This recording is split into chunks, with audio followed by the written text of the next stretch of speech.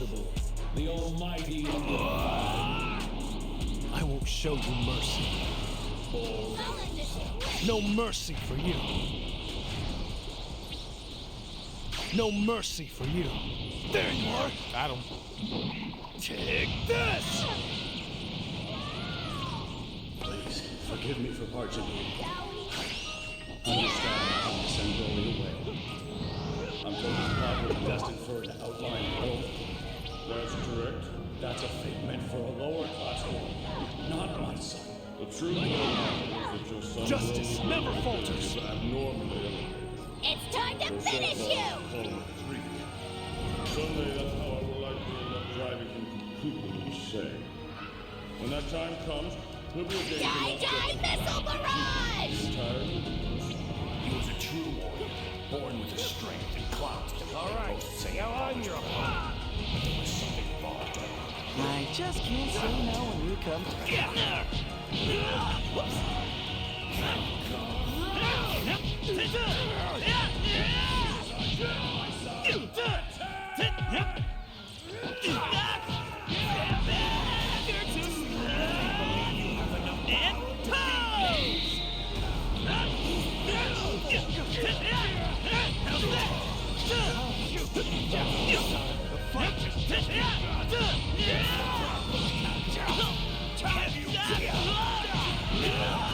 You're too slow!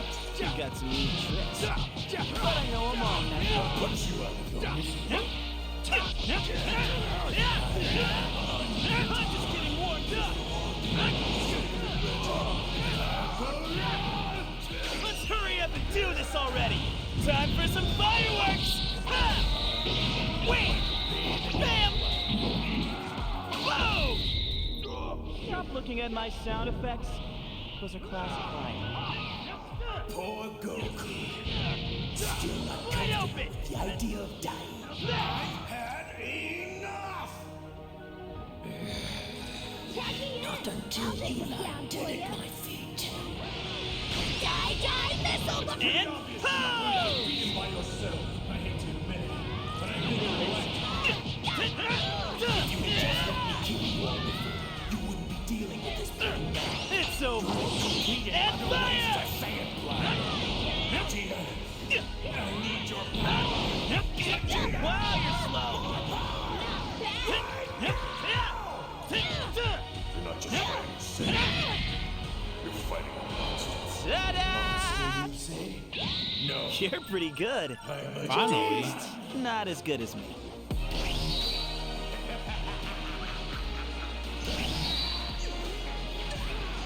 Nothing you do.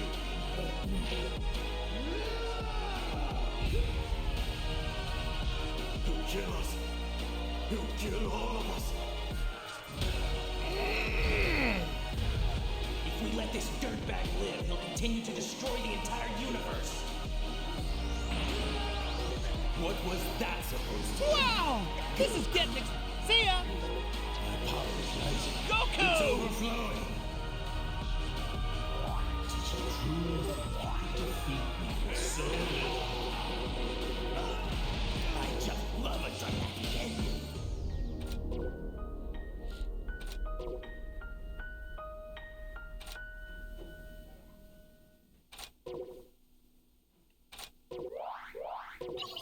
This whole place hasn't changed a bit.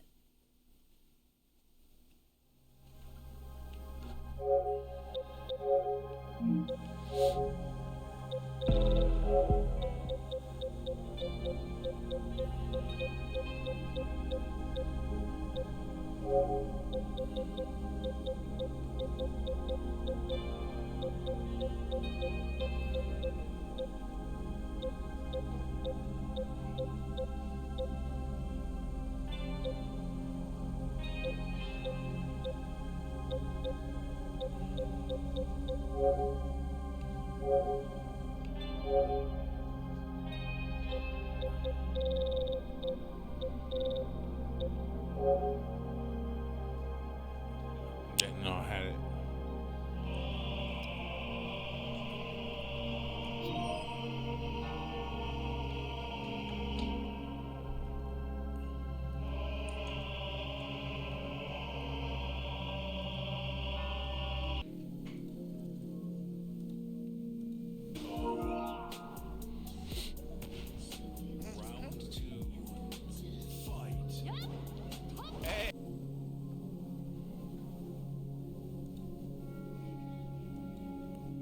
Slow motion.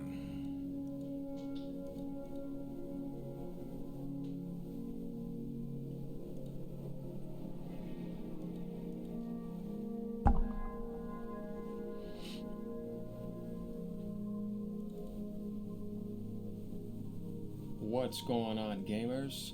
So we got some interesting rumors popping up here, and they seem to be popping up pretty fast, and it's definitely something I want to cover because it doesn't make any sense compared to what was projected at Sony's fiscal results. I haven't heard Sony officially say anything, so it's kind of weird seeing this. If they do this, this is going to be incredibly disappointing because it's like you built up a really good pro-consumer route recently. And the rumor here is long months after the Xbox Series X price increased, this is over in Europe, to £600 with disk drive, Sony is in turn going to implement a big price hike for its machines and even beyond Microsoft with a PS5 at an insane price of £650. So basically saying they're going to make it £50 more expensive than the Xbox Series X. That's insane. With a disk drive and 600 without. You know, they separated that. Yeah, this is definitely a bold statement considering that we saw all the DRAM price hikes going up and how insane that got with mass supply demand because of the AI data feeds and also the stuff that's going on with NANDs, SSDs as well, and potentially GPUs. The weird thing about this is that the CFO, she came out, right? And she said, we've secured enough chips for the end of this year. We're trying to secure all the way to next year. Prices are not going to go up. They were thinking about focusing on stuff like maybe Plus or some other things, considering software or whatever. And they said that, right? So when I see this coming, I'm like, wait, hold on a minute. This doesn't make any sense because they officially stated that that's not going to be the case. So I'm trying to figure out where this is coming from. And it came from some French person, apparently. Moore's Law is dead is somewhat regarding in this post, but we're going to keep going. It says, since its launch in 2020, the console will have gone from £500 to £650 plus £150.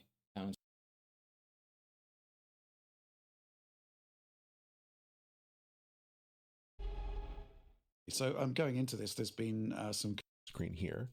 Notably, though, no below for more details.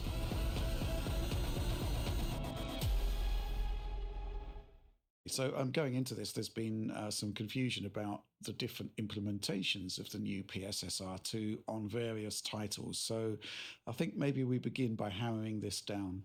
Yeah, so this is a little bit complicated. There are basically 3 ways that the new PSSR can be implemented into a game. The first way, and the most common way, at least by default, is going to be if a game developer has specifically whitelisted their game for the new PSSR. So Sony has listed 11 titles that fall into this category, which I've listed on screen here. Notably, though, no Sony first-party games fall into this category. Yeah. So by default, none of these Sony first-party games are getting the new PSSR, apparently, at least according to this list. I've tested some games like Gran Turismo 7, which does revert to the old PSSR if you don't have that toggle enabled. So that's quite notable. The second way is, like I mentioned, if you have a game with the old PSSR and you enable the toggle. So this would be like the vast majority of titles that use the new PSSR or can use the new PSSR, you enable via the toggle basically. And the third way is if a game is specifically patched or released with the new PSSR enabled. So a game like Crimson Desert, for instance, or actually, now that I think of it, Resident Evil Requiem. Those would be the 2 games that I'm aware of that have the new PSSR enabled by default. I mean, I suppose they could also be whitelisted. It's not really clear, but at least based on Sony's description, those games should have the new PSSR natively enabled. In the case of Resident Evil Requiem, it's with the disc copy, like with the day 1 release. With Crimson Desert, it's in a patch. So that's kind of an important distinction because there are like 80 odd PSSR 1 titles that have been listed and described by various outlets out there. And of those, only like 12 or 13 get the new PSSR by default, so you'll have to enable them manually for the other titles, which I'll talk about in a moment. But basically, in terms of the kinds of changes that we observe with the new PSSR, just in broad strokes, the first major trend is greater stability, especially in motion. So if we look at this tunnel in Gran Turismo 7, all the road paint and the edges of cars are breaking up with the old PSSR. With the new PSSR, it isn't 100% perfect, but it is much cleaner. The second major trend is better clarity. So in Assassin's Creed Shadows, which had very good PSSR already, as I think we documented in earlier coverage, the whole image is sharper, and texture detail is enhanced, especially at a distance, like those little road textures, wood textures, whatever, they appear with greater clarity with the new PSSR. The third thing is that it tends to have minimal noise. Now, we're kind of used to this phenomenon of PSSR noise, sometimes mistaken for film grain, where the first generation PSSR had just a ton of noise throughout the image, did not resolve a very clean and stable image. That is fixed with the new PSSR2, generally speaking. So overall, it's a much better image that holds up to scrutiny across a wide range of games and upscaling scenarios. But Rich, if you'd like, we can touch on some other specific problems that we noted with the old PSSR that were a little bit more impactful, perhaps. Yeah, I'm just looking at the document you've supplied here. There's a lot to get through, so let's crack on. Yeah, so the first major issue I would say is very specific to Unreal Engine 5 and its RTGI noise.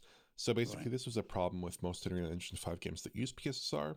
Basically, PSSR has to interpret detail in its input imagery and determine, is this detail that should be preserved or enhanced, or is it kind of stochastic noise that should be averaged or removed? For some reason, with Unreal Engine 5, PSSR tended to amplify a lot of the RTGI noise, especially with software lumens, that kind of noise from the RTGI in games. The new PSSR is very good at this, at least about as good as Epic's own TSR in my tests. So in like Silent Hill F, obviously we've documented that. It looks like a completely different game. It's insane the degree to which that's been improved. It's also obvious with Silent Hill 2, at least in its quality mode, which still uses PSSR. Its performance mode uses TSR, but again, much improved there. There's also High on Life 2, recent title, very bad offender with lots of RTGI boil. That's improved. It's important to realize this isn't like ray reconstruction or anything. It's not going to give you a dramatically improved lighting presentation, but it is going to clean up some of those gremlins. The second major issue I would say is like noisy and soft foliage, because PSSR had an issue with noise in general, but when it applied to foliage, tended to get a lot noisier and failed to resolve stable and clean foliage detail. Because I think foliage just poses a lot of problems for upscalers in general. It has lots of sub-pixel details, poor or absent motion vectors, has like lots of, sometimes dithering, sometimes like lots of alpha masking, alpha testing, whatever, lots of problems with upscalers potentially. But this is a lot better with the new PSSR. So if we look at Avatar, for instance, the foliage is much cleaner, there's less noise. Likewise in Hogwarts Legacy, if you'll note here, the trees in the first generation PSSR have a really odd blurred appearance, and that's no longer the case. So that's a big win for Hogwarts Legacy. Foliage in Star Wars Jedi Survivor is also a lot cleaner, especially in stills. In motion, it still has problems, but it's a definite improvement. Another Star Wars title, Star Wars Outlaws, is also interesting. The grass is no longer blur heavily when the character is moving, I noticed that, but they do appear a bit flickery and distracting as a result. I think it's still a better image, and obviously it's resolving that detail correctly, so I would count that as a definite win as well. So I think overall it's good at rejecting bad history, preserving good history, and degrading more gracefully here when there are kind of these inclement scenarios for foliage. The third major food group of improvements is particles. So some particles have better handling with the new PSSR, and I thought I'd highlight one example from Ratchet & Clank Rift Apart as just one example here that I think is informative. But the confetti, Alex loves talking about the confetti in Ratchet & Clank Rift Apart. Yes. He loves talking about it. So actually the first generation PSSR did a pretty good job, I thought, especially relative to the old Insomniac